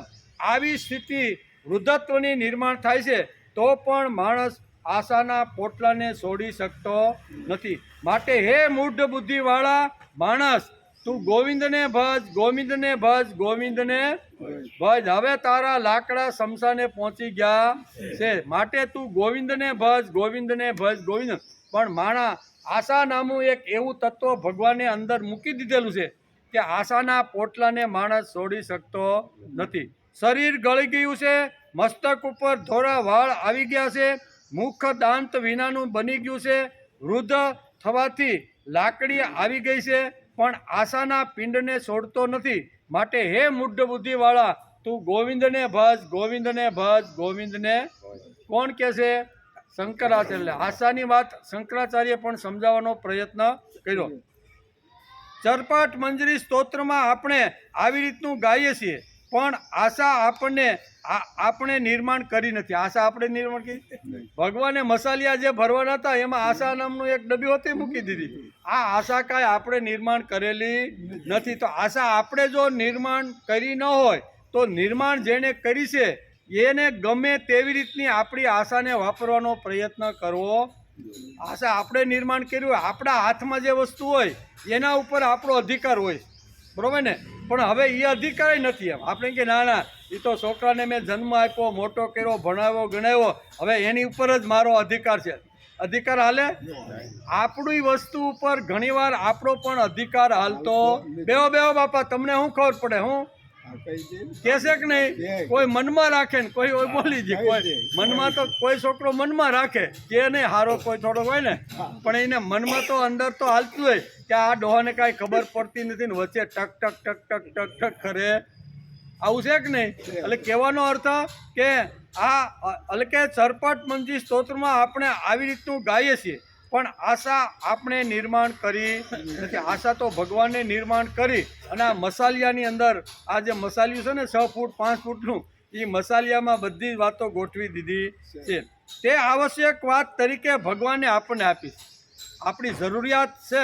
ભગવાનને લાગ્યું છે કે આ જે પૂતળુંને બનાવ્યું છે, બરોબર ને, માટીનું જે પૂતળું છે, પંચભૂત મહાભૂતનું જે આ પૂતળું બનાવ્યું છે ને, એ પૂતળું 100 વર્ષ સુધી કોના આધારે જીવશે ભાઈ? એને જો કાંઈ આધાર જ નહીં આપવું તો આ કાંઈ જીવવાનો નથી. તેથી આધાર રૂપે ભગવાને આ મસાલિયાની અંદર એક આશા મૂકી. આ આશાએ ને આશાએ આજ છોકરો ન માને તો કાંઈ નહીં, આવતીકાલે માનશે. આજે નહીં, આજે કહીશ, કાલે કહીશ, પ્રમદે, પણ એકવાર મારી વાત છોકરાને માયને છૂટકો. આવી આશા લઈને માણસ બેઠો છે અને પછી અસ્યુતમ આશા રાખીને જ માણસ મરે છે, પણ એનું પરિણામ આવતું. પણ માણસ આશા છે કે નહીં? આશા છે. આજે મને સંપત્તિ નથી મળી તો કાંઈ વાંધો નહીં, આજે હું મહેનત કરી પુરુષાર્થ, આવતીકાલે મને મળવાની છે, તેથી મરવાનો વિચાર ન કરતા પુરુષાર્થ ચાલુ રાખે છે કે નહીં? મોટી આશા છે કે ભલે આજે મને નથી મળ્યું, મહેનત કરી એટલે 2-5 વર્ષ સુધી પછી મને મળવાનું છે. આજે મને વિદ્યા નથી મળી, વિદ્યા મારી પાસે નથી, પણ હું મહેનત કરી, પુરુષાર્થ કરી, ગીતા વાંચી, સારા ગ્રંથોનો અભ્યાસ કરી, તો એક દિવસ મારી પાસે આ વિદ્વત્તા આવશે, એવી આશા છે કે નહીં? એટલે વિત્તની આશા હોય, વિદ્યાની આશા હોય, જીવનની આશા હોય, આ બધી જ આશા લઈ અને આ 5-6 ફૂટનું જે શરીર છે ને, એ 100 વર્ષ સુધી આશાએ ને આશાએ જીવતું રહેલું છે. અને પછી શું થાય છે એ ભગવાન કહે. તેથી તે આવશ્યક વાત તરીકે ભગવાને આપણને આશા નામનું તત્વ આપણા શરીરમાં મૂકી દીધું છે. ભગવાન મારી જોડે ઘણી સામગ્રી મોકલી છે, તેની જોડે એક આશા નામની સામગ્રી પણ આ શરીરમાં ભગવાને મૂકી છે. તેથી સતત ધ્યાન રાખવાનું છે કે આશા આ બૌદ્ધિક સમાધાનને માટે મૂકે છે. બહુ સરસ ધ્યાન રાખવાનું કે આશા એ બૌદ્ધિક સમાધાનને માટે ભગવાને ઊભી કરેલી એક વાત અને ઊભી કરેલું એક તત્વ છે. તેથી પ્રાકૃતિક પ્રેરણા તરીકે જ આપણને ભગવાને આ આશાનું પોટલું આપ્યું છે. આ શ્લોકમાં ભગવાન એક શબ્દ બીજો મૂક્યો છે. ઘણા બધા શબ્દો મૂક્યા છે. ત્યક્ત સર્વ પરિગ્રહ, એક શબ્દ હું મૂક્યો, ત્યક્ત પર્વ પરિગ્રહ. એનો અર્થ થાય કે આ શ્લોકમાં ભગવાને એક શબ્દ મૂક્યો છે કે ત્યક્ત સર્વ પરિગ્રહ, જેમણે બધા જ પરિગ્રહો છોડી દીધા છે એવો માણસ, કેવો? બધા જ પરિગ્રહો છોડી અને ફક્ત મન જ ભગવાનની અંદર એકાગ્ર કરી અને પ્રભુ સાથે જે મીરાએ જોઈન્ટ કરી દીધું એ પ્રમાણે. એટલે બે ટાઈપના અહીંયા પરિગ્રહો આપણે ગીતા સમજાવે. પરિગ્રહ શબ્દ અહીં ભગવાને વાપર્યો છે, પણ પરિગ્રહ બે ટાઈપના, બે અલગ અલગ રીતે હોય છે. ફળ પરિગ્રહ અને વસ્તુ પરિગ્રહ. કેવા? પરિગ્રહ શબ્દ તો ભગવાને બધે ઊંડો અને બહુ ભારે શબ્દ અહીં મૂક્યો છે, પણ એનો બે પ્રકારના આવી રીતના પરિગ્રહો છે. એક ફળ પરિગ્રહ અને બીજું વસ્તુ પરિગ્રહ. આવા બે પ્રકારના પરિગ્રહો આપણે શાસ્ત્રકારોએ મોકલા, એટલે શાસ્ત્રકારોએ લખ્યા છે. અનાયાસે જે મળેલું હોય, એટલે કે ગયા જન્મારાનું જે પુણ્ય લઈને આપણે આવેલા હોય તેને ફળ પરિગ્રહ કહેવામાં આવે. ગત જન્મના સારા સંસ્કાર હોય અને ભોગવા વગર માણસ જો મૃત્યુ પામે તો એ ફળ એની પાછળ આવે કે ભાઈ આ ગયા જન્માનું સારું ફળ એને ભોગવવાનું હતું, પણ ભોગવતા પહેલાં એને યમરાજા એની પાસે આવી ગયા એટલે ભોગવી શક્યો નથી. તેથી એની પાસે ઘણું બધું પુણ્ય લઈને આપણે ફરીથી આ જગતમાં જ્યારે આવી છીએ તેને અહીં કહે છે ને, તેને ફળ પરિગ્રહ કહેવામાં. મહેનત ન કરે, પરસેવો ન પાડે, જ્ઞાન વાપરે નહીં, પણ એને ત્યાં ફળ આવીને ઊભું રહીએ કે ભાઈ તારે કાંઈ કરવાની છે. એટલે ઘણા લોકો આવા સમાજમાં જોવા મળે કે નહીં? કાંઈ પરિશ્રમ નહીં, મહેનત નહીં, અક્કલ વાપરે નહીં, બુદ્ધિ ન વાપરે, શાંતિથી બેઠો હોય અને કરોડો રૂપિયા એને ત્યાં આવી રીતના આવે છે. એનું કારણ શું છે? ફળ એની પાછળ ગયા જન્મારાનું ફળ છે ને, એ ગમે ત્યાં માણસ ભોયરામાં પડ્યો હોય ને તો એ ફળ એને પાસે આવીને એને આપે છે. એટલે એક જે પ્રકાર છે ને એ આવી રીતનો છે કે ગત જન્મનું પુણ્યનું જબરજસ્ત ભાથું લઈને આવેલો જે જીવ છે અને એ જીવ અત્યારે જે ભોગવે છે એને ફળ પરિગ્રહ કહેવામાં. કારણ કે ગીતાએ આ શબ્દ વાપર્યો છે. પરિગ્રહ શબ્દ કોણે વાપર્યો છે? ગીતાએ વાપર્યો છે. તો પરિગ્રહને આપણે સમજી લેવો જોઈએ ને. તો પરિગ્રહ બે પ્રકારના ભગવાન સમજાવે છે. બીજી વાત, અને આ જગતમાં આવ્યા પછી થોડો પ્રયત્ન કરીને જે મેળવતા હોઈએ તેને વસ્તુ પરિગ્રહ કહેવાય. કેવો? ઘણીવાર આપણા પુણ્ય હારા ન હોય અને પછી આવ્યા પછી મહેનત પુરુષાર્થ કરવો પડે ને પછી થોડું ઘણું આપણે જે કાંઈ બંગલો છે, જે કાંઈ વૈભવ છે મળ્યો છે એને શું કહેવાય? વસ્તુ પરિગ્રહ. પરસેવો પાડ્યો, મહેનત કરી, રાત દિવસ જોયા વગર શરીરને ઘણું બધું આવી કસરત આપીને મેં ઊભું કર્યું છે અને મને જે પ્રાપ્ત થયું છે ને એને વસ્તુ પરિગ્રહ. એટલે બે શબ્દ અહીંયા બહુ સરસ રીતે ભગવાને વાપર્યા. એક તો કયો? એક અહીંયા ફળ પરિગ્રહ અને વસ્તુ પરિગ્રહ. આ બે પરિગ્રહ માણસની જોડે હોય તેમ છે. અપરિગ્રહ એટલે શું? તો કે સર્વસામાન્ય વ્યવહારમાં જેને તમે કંઈ આપ્યું નહીં તેની પાસેથી સ્વીકારવું, આને પણ પરિગ્રહ કહેવાય છે. તમે કાંઈ એને આપ્યું નથી અને એ જ્યારે આપવા આવે ત્યારે આપણે જો સ્વીકારી લઈને તો એને મહેનત વગરનું એની પાસે આવી ગયું છે. એના માટે ગીતાકારે એક પરિગ્રહ શબ્દ વાપર્યો. આ શબ્દ બહુ મોટા છે, ઊંચા છે, તત્વજ્ઞાનથી ભરેલા છે, પણ આપણે થોડોક એને સમજવાનો પ્રયત્ન કરીએ. એમ કે જેને માણસે કંઈ આપ્યું નહીં તેની પાસેથી માણસ સ્વીકારે નહીં તેને અપરિગ્રહ. આપવા માટે આવે તો કે ભાઈ મેં તને કાંઈ આપ્યું નથી ને તું આ મને આપવા આવ્યો છો એટલે હું આ વસ્તુ સ્વીકારતો નથી, એને અપરિગ્રહ કહેવાય. હવે આ શબ્દ સમજાઈ ગયા? ભગવાને ગીતામાં આ શ્લોકની અંદર અપરિગ્રહ શબ્દ વાપર્યો. પરિગ્રહ શબ્દ વાપરીને બે વાતો આપણે સમજાવવા માગે છે કે એક, આપણે મહેનત કરી નથી, આપણે એને કાંઈ આપ્યું નથી અને સામેની વ્યક્તિ વસ્તુ લઈને મારી પાસે આવે, બરોબર, અને એ જો એને સ્વીકારી લે ને તો એને પરિગ્રહ કહેવામાં. મેં એને આપ્યું નથી, એ સામેથી મને આપવા આવ્યો છે તો સ્વીકારી લીધું, એને પરિગ્રહ કહે છે. અને અપરિગ્રહ એટલે કે માણસ આપવા માટે આવે પણ માણસ વિચાર કરે છે કે મેં તો આને કાંઈ આપ્યું નથી અને લઈ લે પાછું. એટલે લે નહીં, એમ લે એને પરિગ્રહ. અને જે કે ભાઈ મેં તને કાંઈ આપ્યું નથી ને તું મને આપવા આવ્યો છે, મારે તારી વસ્તુનો સ્વીકાર કરવો, એને અપરિગ્રહ કહે છે. એટલે બે બાજુમાં શબ્દો છે એટલે આ શબ્દ સમજવાનો આપણે પ્રયત્ન. આ શ્લોકમાં પરિગ્રહ શબ્દ ભગવાનને વાપર્યો છે એટલે મેં કાંઈ આપ્યા વગર મને કોઈ આપવા આવે ને હું લઈ લઉં તો એને પરિગ્રહ કહેવાય. સામેની વ્યક્તિ મને આપવા આવે અને મેં એને જો કાંઈ આપ્યું નથી અને છતાંય હું ન લઉં તો એને અપરિગ્રહ કહેવામાં આવે. આટલો અઘરો શબ્દ છે પણ આપણે એને ફોડીને સમજવાનો પ્રયત્ન. ગીતા પ્રેસ ગોરખપુરની અંદર આ બધી વાતો લખેલી છે. એ ગઈકાલે હું જ્યારે અભ્યાસ કરતો હતો ને ત્યારે ગીતા પ્રેસ ગોરખપુરની અંદર જે મહાત્મા હોય જે ઘૂંટીને આ શબ્દોને જ્યાં સમજાવવાનો પ્રયત્ન કર્યો છે ને, આ બધી હળવી ભાષા કરીને આપણી સામે મૂકવાનો પ્રયત્ન કર્યો છે. તેથી માણસે કંઈ આપ્યું નહીં તેની પાસેથી માણસ સ્વીકારે તેને અપરિગ્રહ કહેવાય. કેવું? મારે કાંઈ જોતું નથી. હવે આ એક દ્રષ્ટાંત આપી તો આ પરિગ્રહ અને અપરિગ્રહ સમજાય. જનક રાજા પાસે યાજ્ઞવલ્ક આવ્યા. કેવા? જનક રાજા એટલે કેવી નગરી? જનકપુરી. ને એનો ભાઈ એકદમ આવી રત્ન જડિત સિંહાસન ઉપર બેઠેલા આવા જે રાજા હતા એની પાસે યાજ્ઞવલ્ક એકવાર આવ્યા. યાજ્ઞવલ્ક ઋષિ એમ. યાજ્ઞવલ્ક એની પાસે આવ્યા.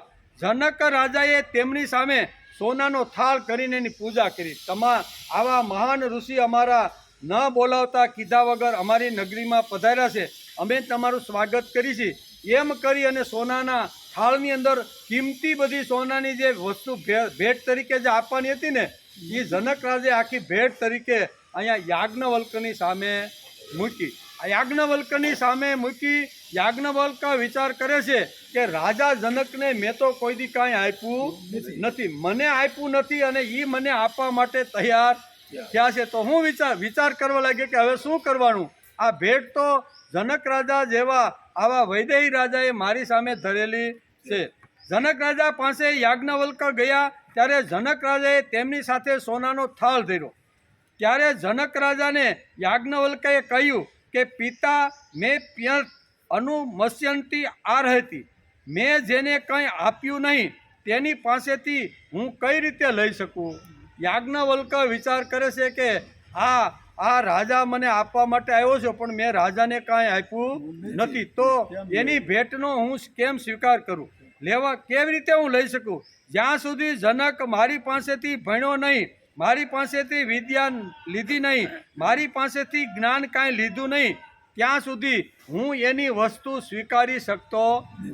મેં કાંઈ આપ્યું નથી ને સીધો મને આપવા માટે આવે તો એ વસ્તુ ઉપર મારો અધિકાર નથી. એને કહેવાય અપરિગ્રહ. કેવું?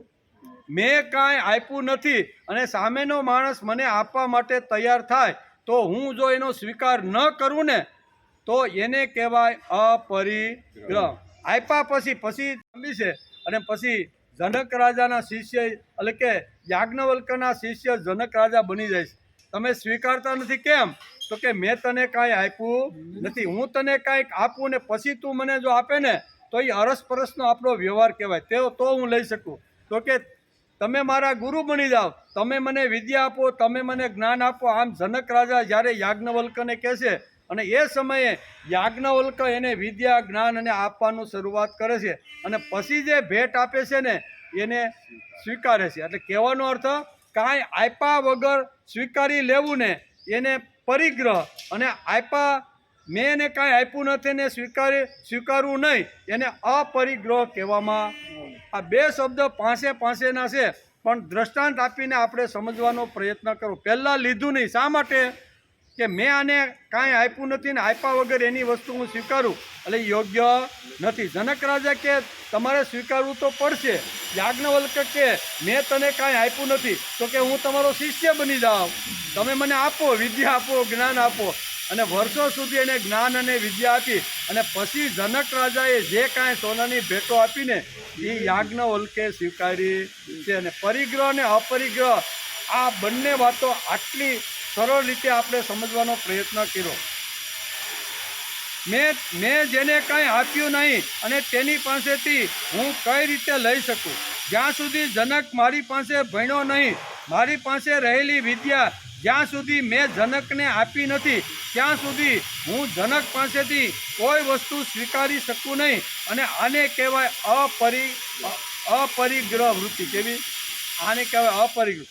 એટલે કે વ્યાવહારિક અપરિગ્રહ યોગ દર્શનમાં ભગવાને સમજાવી છે. તેમ ગીતામાં પણ આ શ્લોકની અંદર શું કહેવાય પરિગ્રહ શબ્દ વાપરો.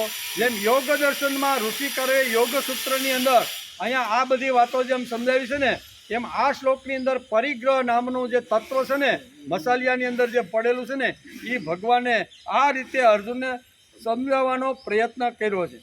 આ વ્યવહારિક અપરિગ્રહ એટલે કે યોગ દર્શને જેમ સમજાવ્યું તેમ ગીતાએ પણ સમજાવ્યું છે. તેથી ગીતા શું છે તો બધા જ વેદોનો સાર એટલે ગીતા. બધા આખા વેદો છે, ઉપનિષદો છે, આપણા જે પુરાણો છે એ બધાને ઘોળી અને 700 શ્લોકની અંદર આખા સાગરને ગાગરમાં સમાવવાનો ગીતાએ પ્રયત્ન કર્યો છે. તેથી યોગ શાસ્ત્રમાં જે વાત લખી છે એ જ વાત ભગવાન અત્યારે અર્જુનને 4થા અધ્યાયના અહીંયા 21મા શ્લોકમાં પરિગ્રહ સમજાવતા આ વાત એને સમજાવે છે. તેથી ફળ પરિગ્રહ અને વસ્તુ પરિગ્રહ યાદ આવી ગયું. ફળ પરિગ્રહ અને આ બે પરિગ્રહની વાત કરી એ પણ આગળ આપણે સમજવાનો પ્રયત્ન કર્યો. ફળ એટલે કે વસ્તુ પરિગ્રહ અને ફળ પરિગ્રહ એટલે શું તો કે ફળ પરિગ્રહ એટલે આપણે આ જન્મારામાં ખૂબ સારા કર્મો કરીએ. સારા કર્મો કર્યા પછી ફળ એનું મળવાનું, પણ ફળ મળે એ પહેલાં માણસનું અસ્યુતમ કેસ્યુતમ. સારા કર્મનું ફળ તો મળે જ, પણ એને ભોગવાનો વારો આવે ને ત્યાં તો એ ભાઈ યમપુરી પહોંચી જાય છે. ફળ વિચાર કરે છે કે આણે સરસ કર્મ કર્યું છે તો મારે એને આપવું તો જોઈએ, અને પછી જ્યાં જન્મ થાય છે ત્યાં આપણને વગર મહેનતે વગર પરસેવે જે કાંઈ મળતું રહેલું છે ને એને શું કહેવાય? ફળ પરિગ્રહ. કેવું? પહેલો શબ્દ છે ને ફળ પરિગ્રહ, અને પછી બીજું કયો? વસ્તુ પરિગ્રહ. વસ્તુ પરિગ્રહ એટલે આ જગતમાં આપણે આવ્યા, જૂના કાળનું કાંઈ ભાથું કર્મનું સારું હતું નહીં, એટલે આપણે થોડી અગવડ પડી, એટલે અગવડ પડી એટલે પરસેવો પાડે, પુરુષાર્થ કરે, મહેનત કરે, અને એમાંથી એને જે કાંઈ મળે ને એને શું કહેવાય? વસ્તુ પરિગ્રહ. મહેનત કરીને આ વસ્તુ મારે ત્યાં આવેલી છે. આ બે વાતો અહીંયા આ અને અપરિગ્રહ અને પરિગ્રહ અને ફળ પરિગ્રહ અને આ 4 વાતો આ શ્લોકની અંદર ભગવાને આપણે સમજાવવાનો પ્રયત્ન કર્યો. ભગવાને આશાની જોડે ઘણી બધી સામગ્રી મોકલી છે. શક્તિઓ ભગવાને ઘણી મોકલી છે. વિત્ત શક્તિ, બુદ્ધિ શક્તિ, પ્રેમ શક્તિ, વૈરાગ્ય શક્તિ, ભક્તિ, આ ઘણી બધી આ મસાલિયાની અંદર ભગવાને આ દેહ બનાવતી વખતે ભગવાને બધા મસાલિયામાં જેમ બેનો જીરું ને બધું મસાલિયામાં ભરીને રાખે એમ ભગવાને આપણને આ જગતમાં મોકલ્યા છે. ત્યારે આ બધી વસ્તુ ભરીને આપણા મસાલિયામાં ભગવાને મોકલેલી છે. તો શું આ બધી શક્તિઓ ફેંકી દેવાની? ભગવાને અંદર મોકલેલી છે તો હું બધી ફેંકી દેવાની? વિત્ત શક્તિ છે, બુદ્ધિ શક્તિ છે, શરીર શક્તિ છે, અક્કલ શક્તિ છે, પછી અહીંયા કહે છે વૈરાગ્ય શક્તિ છે, ભક્તિની શક્તિ છે. આ બધી શક્તિઓ આપણી અંદર જે મસાલિયામાં પડેલી છે તો હું ભગવાને આપેલી શક્તિને ફેંકી દેવાની? વાપરવાની નહીં? વાપરવા માટે તો ભગવાને આ મસાલિયામાં બધું મોકલ્યું છે, પણ ન વાપરી તો એમાં દોષ કોનો ભાઈ? બધી શક્તિ તો ભગવાને મોકલી છે, પછી મનોરથ કરતો બેઠો રે કે ભગવાન આવશે અને મારે અહીંયા ધનના ઢગલા તો પડ્યો રે ભાઈ. ઓલા શેખ સલીની જે માથે ઘડો જે તને થોડા ઘણા રૂપિયા મળે એટલું ઘી શેઠે તને બોનસમાં આપ્યું હતું એ તારું ખલાસ થઈ ગયું, કારણ કે પડી ગયો એટલે ઠીકરાનો ઘડો, અને ઠીકરાના ઘડામાં થોડું ઘણું મળવાનું હતું ને. શેખ સલીના વિચારો આવા મનોરથના ખાલી મનોરથ કરે અને કાંઈ જો કર્મ ન કરે તો ઘણા સારા વિચારોનો કોઈ અર્થ રહેતો નથી. એમ આ શ્લોકની અંદર ભગવાન આપને સમજાવવા માગે છે. તેથી માણસથી આ બધું કેવી રીતે છોડાય? લોકો મૂંઝવણમાં આવે. એકવાર માણસને આ બધી શક્તિનો પરિગ્રહ કર્યો કે એટલે કે પરંપરા એની શરૂ થઈ જાય. પૂજ્ય દાદા પાંડુરંગ શાસ્ત્રી એક વાર્તાના રૂપની અંદર આ એકવાર આ બધી પરંપરા કેવી રીતે સંસાર છોડી અને હવે ખૂબ સંસાર આપણે 70-75 વર્ષ સુધી કર્યો, અને હવે આપણે પરિત્યાગ કરીને ગંગા નદીના કિનારે ઝૂંપડી બાંધી અને ભજગોવિંદમ કરતાં બાકીની જિંદગી પૂરી. આવો જ્યારે માણસને પરિગ્રહ થાય, બરાબર, પણ એ પરિગ્રહ થાય અને થોડું ઘણું જો પાછું સંસાર વ્યવહારમાં થોડુંક મન જો જાય તો એની પરંપરા કેવી રીતની શરૂ થાય ને એ પાંડુરંગ શાસ્ત્રી એક દ્રષ્ટાંત આપીને સમજાવવા માગે છે. એટલે કે સંન્યાસીની એક વાર્તા કરે આપણે કે વાર્તા કરે છે કે એક સંન્યાસીને ઉંદરડો ખૂબ ગમે. કેવો? ઝૂંપડી, નાની એવી ઝૂંપડી, 2-3 ધોતી, 2-3 લંગોટી, એટલે આવું એટલે એક દિવસ એને વિચાર આવ્યો કે સરસ મજાનો ઉંદર છે ને, આપણે એને રાખવો જોઈએ. એમ કરીને ઉંદરને રાખે, થોડું ઘણું ખાવા પીવાનું, દાણા દૂણી જે કાંઈ હોય ને એ બધું આપે. એક દિવસ એણે જોયું કે આ સંન્યાસી મહારાજની ધોતી તો કાણા કાણા થઈ ગઈ છે. આ પાળેલો ઉંદરડો, ઘરમાં રાખેલો ઉંદરડો, અને મારી ધોતીને જ આવી રીતે કાણા પાડી દીધા. એટલે એને વિચાર આવ્યો કે આ ઉંદરડો તો હવે થોડો વિફરો એવું લાગે છે, એટલે કોઈ પણ રીતે આને કંટ્રોલમાં તો લેવો પડે, કા ઝૂંપડીમાંથી હવે એને બહાર કાઢવો પડે. પણ બીજો વિચાર એને આવે છે કે આના માટે શું કરવું? તો કે એક બિલાડી પાળી તો સારું છે. બિલાડી જો ઘરમાં હોય ને તો આ ઉંદરડો અહીં રહે એટલે આપણા કાંઈ લંગોટી છે કે આપણી ધોતીને કાંઈ નુકસાન કરે નહીં. એટલે એક મીંદડી પાડી થોડા દિવસો સુધી ઉંદરનું આવવા જવાનું બંધ થઈ ગયું, કારણ કે ઉંદર અહીંયા મીંદડીને જોવે એટલે ઉંદર ત્યાં ફરકે ને સરસ મજાનું હાલવા માંડ્યું. પણ બીજો વિચાર આવ્યો કે આ બિલાડી તો મેં પાડી, આ સંન્યાસી મહારાજ શું કહે છે, બિલાડી તો મેં પાડી, પણ આને ખાવા પીવાનું તો ખરું ને, ઉંદર અહીંયા આવતો નથી, નકર એનું મિષ્ટાન બનાવી નહીં ખાઈ જાય, એ આવતો નથી, તો શું કરવું પડે? તો કે આને દૂધ તો મારે પાવું પડે, પણ દૂધ તો માંડ મને મળે છે, એમાં આને ક્યાંથી પાવાનું? એટલે બીજો વિચાર એને આવ્યો કે વાંધો નહીં, થોડી જગ્યા છે સાફ કરીને ઘાસ વાવી અને એક ગાયને પાળી લીધી. એ ગાય પાળી અને એમાંથી જે કાંઈ દૂધ મળે મને પણ મળે અને બિલાડીને પણ મળે. હવે થોડા દિવસ ગાય પાળી, દૂધ ખાવા માંડ્યા, બંને બિલાડીને મળે અને સંન્યાસી મહારાજને મળે. પણ બીજી અગવડ એ થઈ કે એને ધ્યાન ધરવાનું હોય, ધારણા કરવાની હોય, ચિત્ત એકાગ્ર કરવાનું હોય, ત્યારે એને ટાઈમ મળે નહીં. ગાય યાદ આવે, ગાયનું ઘાસ યાદ આવે, ગાયને લઈ આવવાની, એને દોવાની બધી. એટલે અધ્યાત્મ ક્ષેત્રમાં આ સંન્યાસી મહારાજને થોડીક અગવડતા ઊભી થઈ કે આમાં હું પડી જાઉં તો જે હેતુથી મેં સંન્યાસ લીધો છે એ હેતુ તો પાર થાય નહીં. તેથી શું કરવું જોઈએ? ત્યારે મારા તમારા જેવાને માવજી બાપા ગયા સંન્યાસી મહારાજ પાસે કે કેમ મહારાજ મૂંઝવણમાં છો? એ કે મૂંઝવણ તો બીજી કાંઈ નથી, પણ આ પહેલાં મેં ઉંદરડાની વાત કરી, બિલાડીની વાત કરી, દૂધની વાત કરી, છેલ્લે આ ગાયની વાત કરી. એ કે મારે ભક્તિ થતી કેમ નથી થતી? કે આના વહીવટમાં પડી ગયો. તો કે મહારાજ એક કામ કરો ની, એક રામકીને પરણી જાવ ને. એ કે હું કે રામકીને માવજી બાપાએ સલાહ આપી. હું આપી કે એક રામકીને તમે પરણી જાઓ. મહારાજ કે વાત તો હાસી છે, એ હોય તો મારે ધ્યાન સારું થાય, અને આ રામકી બધી ગાયની સંભાળ, દોવાનું જે કાંઈ હોય એ કરે. જે ઘર છોડીને, આ સંસાર છોડીને આવ્યો તો એ ઝૂંપડીમાં ચાલુ થઈ ગયો કે નહીં? પરિગ્રહ એટલે ઘણીવાર માણસ અપરિગ્રહ વૃત્તિ નિર્માણ કરે, પણ જો એમાં ધ્યાન ન રાખે અને એનો સંયમ ન રાખે તો આ પરંપરા પાછી શરૂ.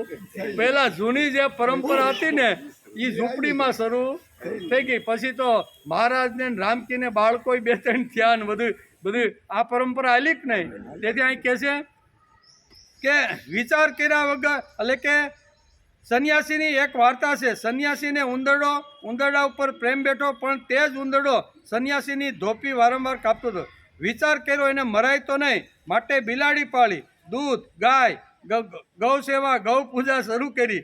તેના સિવાય ઉદ્ધાર નહીં એમ મહારાજ બોલવા લાગ્યા. હવે શું કરવાનું?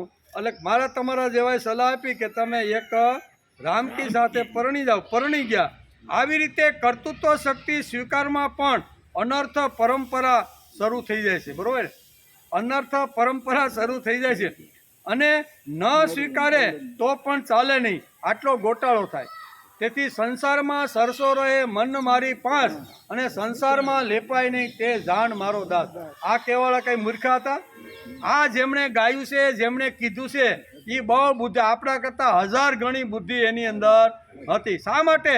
તો કે ભગવાન જોડે રોજ વાતો કરતા હતા. આપણે તો આપણી ઘરવાળી રે વાત નથી કરતા. હું ઘરવાળી સામે મોઢું આપણે ઘણીવાર સડાવીને બેઠા હોય, બરોબર ને? તો આ તો ભગવાનની જોડે જે વાતો કરે છે ને એવા માણસનું આ વાક્ય છે, એવા ભક્તનું વાક્ય છે કે સંસારમાં સરસો રહે મન મારી પાંચ, સંસારમાં લેપાય નહીં તે જાણ મારો. સંસાર છોડવાની જરૂર નથી. સંસારમાં પણ અનાસક્ત રહીને માણસ ભક્તિ કરી શકે છે.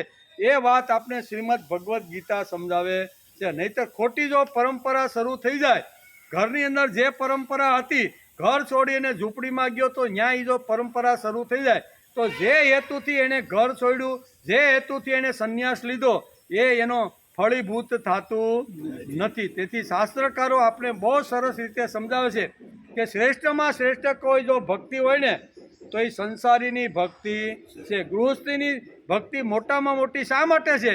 તો કે ગૃહસ્થી જે કાંઈ સંસાર લઈને બેઠો છે ને, ગૃહ એટલે ઘર લઈને જે બેઠો છે ને, એના ઉપર બાકીના 3 આશ્રમનો આધાર. 3 આશ્રમ જો કોઈના ઉપર જીવતા હોય ને તો એ ગૃહસ્થાશ્રમ ઉપર જીવે છે. તેથી મોટામાં મોટો જો કોઈ આશ્રમ હોય ને તો એ ગૃહસ્થાશ્રમ છે. કયા 3 આશ્રમ? તો કે બ્રહ્મચર્યાશ્રમ કોના ઉપર જીવે? ગૃહસ્થાશ્રમ. શા માટે? ભણવાનું હોય, ચોપડા લેવાનો હોય, ઇન્ડિપેન્ડ લેવાની હોય, તો બ્રહ્મચર્યાશ્રમની અંદર જે કાંઈ ભણવા પીવાનું, ખાવા પીવાનું હોય, તો એ બાળકનો આધાર કોના ઉપર ભાઈ? તો કે ગૃહસ્થી ઉપર. બરાબર. પછી વાક્યને આપીને જ્યારે પોતાની ભક્તિ કરવા નીકળો તો એનો આધાર કોના ઉપર ભાઈ? એના આધાર તો ગૃહસ્થી ઉપર જ છે. એ આપે ત્યારે પોતે વાનપ્રસ્થી આશ્રમ સારામાં સારો જીવી શકે. અને ચોથો જે આશ્રમ છે સંન્યાસ આશ્રમ, એ કોના ઉપર તાગડ ધીંગા કરે છે બધા આજે? ગૃહસ્થી ઉપર. તો 3 આશ્રમો જેને સંભાળ્યા હોય એ આશ્રમ મોટો કે એક લઈને બેઠા છે એ મોટો? 3 આશ્રમની જે સંભાળ કરે છે, જેની કાળજી કરે છે, જેને આવી રીતનો ગમે તેમ પરસેવો પાડી મહેનત કરી કાદવ ખૂંદીને પણ 3 આશ્રમોને જીવંત રાખવાનો જે કાદવ ખૂંદનાર જે ગૃહસ્થી ખેડૂત છે ને, એ મોટામાં મોટો ભક્ત છે. પણ આપણા મનમાં તો એક જ અટને ફિટ થઈ ગયું છે કે ભગવો પહેરીને આવે એ આપણા કરતાં મોટો અને આપણે તો હલકા ને નાના, એમ કરીને લાંબો થાય અને એના પગમાં પડી જાય. હું કામ ભાઈ પગમાં પડો છો ભાઈ? પગમાં પડવાની કોઈ જરૂર નથી. તમે જબરજસ્ત એક મોટો આશ્રમ લઈને બેઠા છો, એના ઉપર 3 આશ્રમની જવાબદારી એ તમારા ઉપર મૂકેલી છે. તો એ નિભાવતા જે ભક્તિ કરે ને, આને શ્રેષ્ઠ ભક્તિ કહેવામાં આવે. અને એના જ ઇતિહાસમાં નામ છે. કોઈ સંન્યાસી થઈ ગયો હોય, ઘર છોડ્યું હોય, બાળપણમાં 15-17 વર્ષે જેણે સંન્યાસ લીધો હોય, એનું ક્યાં ઇતિહાસમાં નામ આવ્યું? 80 વર્ષ સુધી સંન્યાસી એને ટકાયો ને 80મા વર્ષે મળે કે ના અમારા સંન્યાસી ભગવાનને પામી જાય. એવા અત્યાર સુધીમાં આપણે ક્યાંય જોયું નથી. પણ આવા ગૃહસ્થી, હજારો એવા ગૃહસ્થી, આવા સંસારી જે ભક્તો છે ને, એનું આખું લિસ્ટ શાસ્ત્રમાં લખ્યું છે. બધા સંસારી કેવા? સંસારમાં રહીને ભક્તિ થાય એવી કોઈ ભક્તિ નથી. પણ આપણને એમ થાય ભગવું દેખ્યું નથી અને લાંબો થયો નથી, એટલે ભગવું પહેર્યું છે એટલે મારા કરતાં મોટો, એવું સમજવાનું કોઈ કારણ નથી. જો એવા સંન્યાસીના નિયમો પાળીને સમાજમાં ફરતો હોય તો કાંઈ વાંધો નહીં, તો એ અમારા કરતાં મોટો છે. પણ અહીંયા સંન્યાસીના નિયમો જે વેદ વ્યાસે જે કીધા છે, એમાં એક પણ નિયમનું પાલન કર્યા વગર પોતાના મનમાં એવો સંન્યાસ લઈને સમાજને જો લૂંટવાનો જ પ્રયત્ન કરતો હોય તો આવા લોકોના પગમાં પડવાની કોઈ જરૂર નથી. ગમે તેવી મીઠી મીઠી ભાષા બોલે, ગળી ગળી ભાષા બોલે, ફૂલના સુગંધ જેવી વાતો કરે, પણ માણસે એનો સ્વીકાર કરવો જોઈએ નહીં. શા માટે? ગૃહસ્થાશ્રમ શ્રેષ્ઠ. આ બધી વાતો છે. તેથી જ ભગવાન આ શ્લોકમાં કહે છે કે જેણે શરીર અને અંતઃકરણ સારી રીતે સમજી લીધું છે. કેવું? સારી રીતે સમજી લીધું છે. જેણે બધી જ પ્રકારની જે વાતો છે ને, એ પોતાના જીવનમાં પરિગ્રહ અને અપરિગ્રહ બંને શબ્દોને સારી રીતે સમજી અને બંનેની રીતે ભોગવવાનો જેણે પ્રયત્ન કર્યો છે, આવો ઈચ્છા રહિત કર્મયોગી કેવળ શરીર સંબંધી કર્મ કરતો હોવા છતાં એ પાપને પામતો. આટલી સરળ વાત ભગવાને કહી દીધી છે. સંસારમાં રહીને કદાચ નાનું મોટું શું કહેવાય, જીવાત મારા હાથમાં પંપ લીધો હોય અને ખેતીવાડીમાં સોયાબીનમાં કે મગફળીમાં કે કપાસમાં ઈયળ આવ્યું હોય અને હાથમાં પંપ લઈને જો ઈયળને મારે તો આ ભગવાન કે એને પાપ લાગતું નથી. શા માટે?